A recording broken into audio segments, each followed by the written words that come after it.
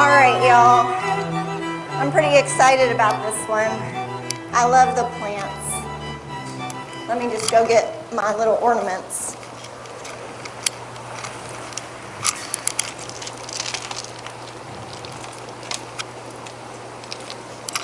Thank you. All right, so this is just an idea that I think is really fun. A lot of us have some house plants around, or this one is a Norfolk pine. We have them on a wire stand over by our house plant section. It's a fun little plant, and you know, a good idea is to just kind of dress it up for the holidays. You know, it just doesn't have to be green there. I put it in this blue bowl because I'm going to make it a little fun and funky, but you could use, I have a fern at home that I did something similar with this. His name's Fred, and he kind of likes getting dressed up for the holidays, so it's always really fun. One of the first thing I want to talk about is the lighting that we're using here are these LED little string lights.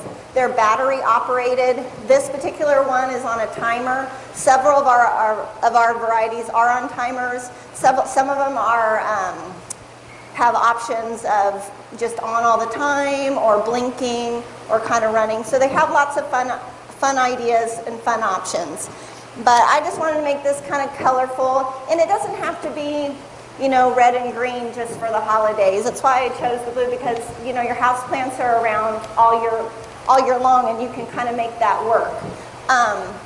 This would also be great in maybe mom or dad's assisted living or nursing home situation, a college dorm, a small apartment, anywhere where you don't have a lot of space but you want a live holiday type option. So I'm going to go ahead and turn on the little lights. I did color ones because they're kind of fun.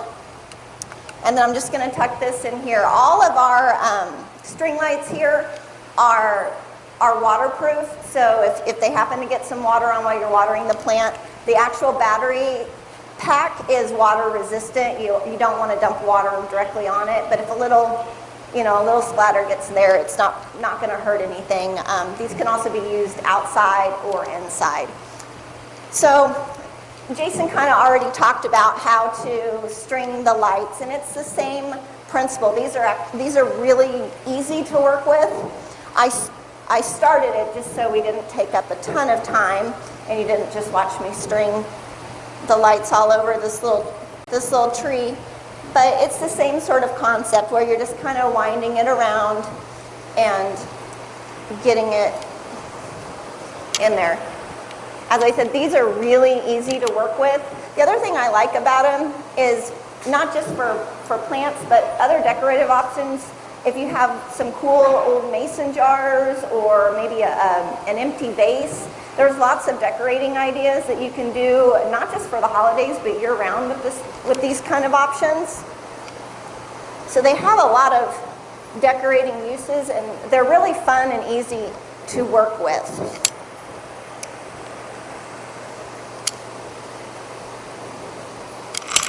So once we got our lights on our pine here, I just have some Spanish moss, and we can just decorate it, kind of cover up the pots and everything, because I guess I should have showed you guys this before, but I just have them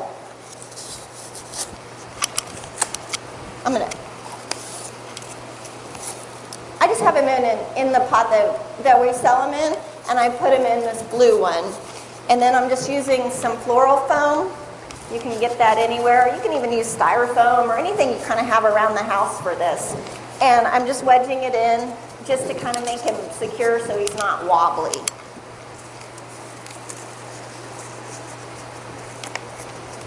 And then we use our Spanish moss and just kind of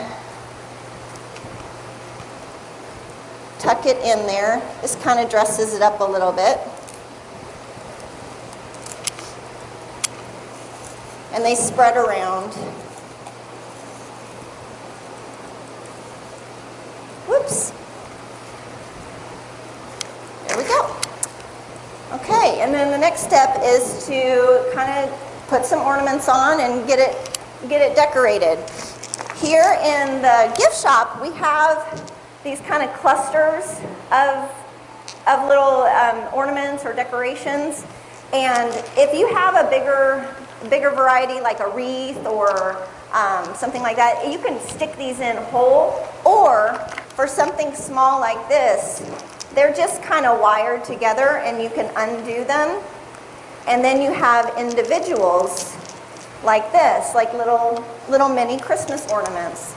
And it's just super easy to just kind of wrap it around your plant. Comes in different colors. Got some red, silver, gold. It would be good for like what Jason was doing with some of like those older ornaments. A lot of times you have those, at least I do, kind of those older ornaments, but they're really small, maybe too small for your regular tree. Something like this would be a great place to showcase those without them being lost on a large tree. And sometimes some of those smaller ornaments aren't ones that you want necessarily being knocked around if you have pets or kids or husbands, anything like that. So anything, and it's just, they just kind of hang out on the tree here. Do we have a drawing? Free stuff. Who is it? All right. Pick a card, any card. Rhonda Kane. All right, Rhonda.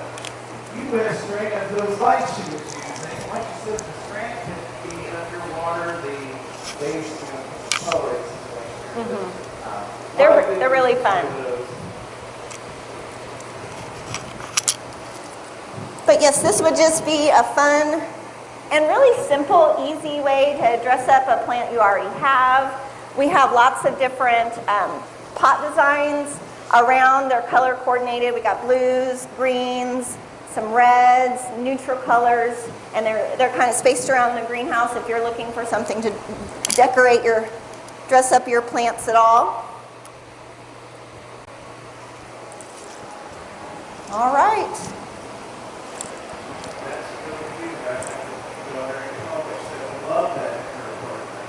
And plants are getting to be really big for that age group. So if you have a kiddo in college, succulents and plants are something that that age group seems to really like them, and it'd be a great little gift from grandma or mom and dad to dress up those dorm rooms, make it a little more homey.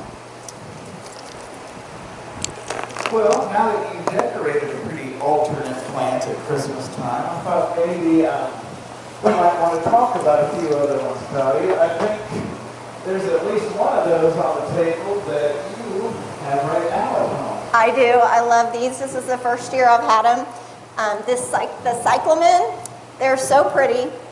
And they're over here on these tables. Lots of colors. Some of them are roughly on the petals, which is really gorgeous. These are super easy. They don't mind being a little cool, so here in the winter it's fine if they're kind of sitting by a window or something. And what I like is that they're very easy on watering.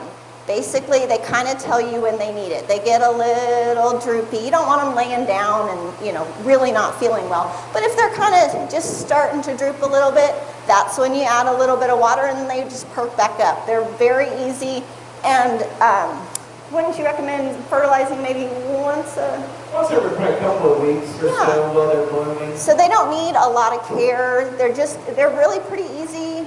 And really, if you have a cooler, brighter spot like that, probably one of the longest blooming plants we have. They're kind of difficult to get to rebloom, but a lot of times we'll have the last ones here, because they're a good crop at Valentine's Day too, but blooming all the way through late April, maybe almost to May on that same flush of blooms. If you look down in here on these, you'll see dozens of new flowers coming up. They grow from, it's not a bulb, it's a form, which it kind of looks almost like a gladiola bulb right at the surface. and everything all just keeps sprouting out of that center, and they bloom for a really long time. I have about 4 of them right now in my house, and I'm really enjoying them. They add just, I don't know, just a nice pop of color. I like having kind of some blooms going on in the winter, especially in November because it's gray and gray. So this is probably one of my favorite new plants for me because I had never had them before. And the next one is a holiday or Christmas cactus, and they're on these tables here. We've got lots of really fun colors that I hadn't seen before. This is another really, really easy plant to keep in the house. Basically, what you do is after you water them, you let them dry out till they feel dry to the touch.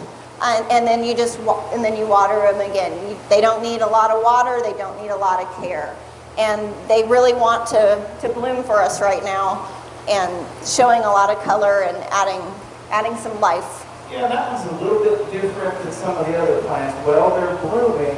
You don't fertilize them, so you wouldn't even have to do anything to give them water. Their name is Christmas cactus, holiday cactus, Easter cactus. It has cactus in them all. The area where they grow, though, is not a desert. Even though they're a cactus, they grow kind of in a rainforesty area.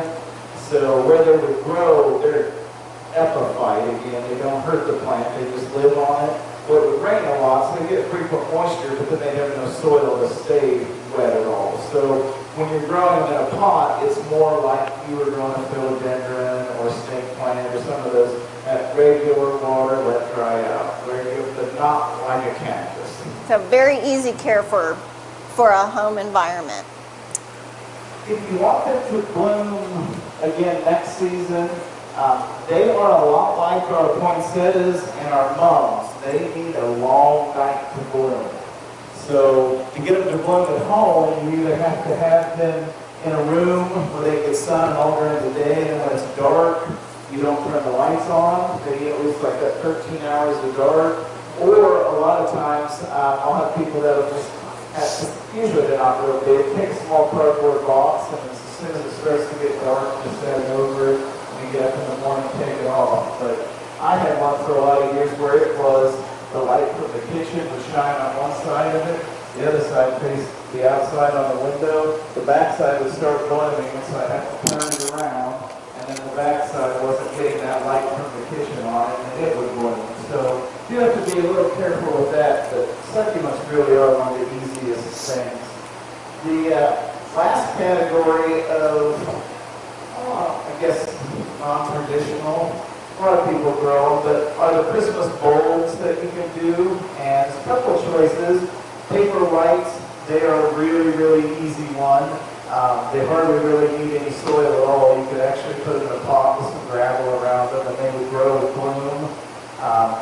These holiday bulbs, they're from areas that don't experience winter, so they don't need that long winter to set a bloom like daffodils, tulips, our bulbs we have around here do. But they still needed a dormant period, so they just let them dry and then started them again to bloom this time of year. The other one a lot of people know is the amaryllis, and they're the great big, it'll have a big flower spike, big cluster of flower. And when we plant those, you really only plant them into about the shoulder, and then they'll root out and grow and bloom. A lot of different colors. One of the things I wanted to show, though, this was new idea this year, and I thought it was really pretty cool. It's the coolest thing ever. It's the coolest thing ever. They took these amaryllis bulbs and they gave them their dormant period, then they soaked them to get them completely hydrated, as water filled as they would be, and then they waxed them and put this little stand on the bottom of them. So now everything it needs to bloom is inside this wax. So you don't need any soil, you don't need any water. You could put them on if you had like a dining room table, maybe with a candle up, little candle holder, you could set them around. All they need is a little bright area that's warm, and they'll just grow and bloom and do their thing. These are supposed to have 2 spikes, bloom spikes on each one, so they bloom for quite a while. I thought that was the coolest thing because, no water rings, no dirt, but you could still have something blooming. And We'll see if someone else has good luck and thinks it's cool, because we're going to give one of those away too. Bailey Murphy? Woo! Yay! I'm jealous. We'll give you a little sample camera. Click the subscribe button and you'll be in the know with videos about gardening, decorating, and even more. For updates on everything happening at Stutzman's and a few giggles, like us on Facebook.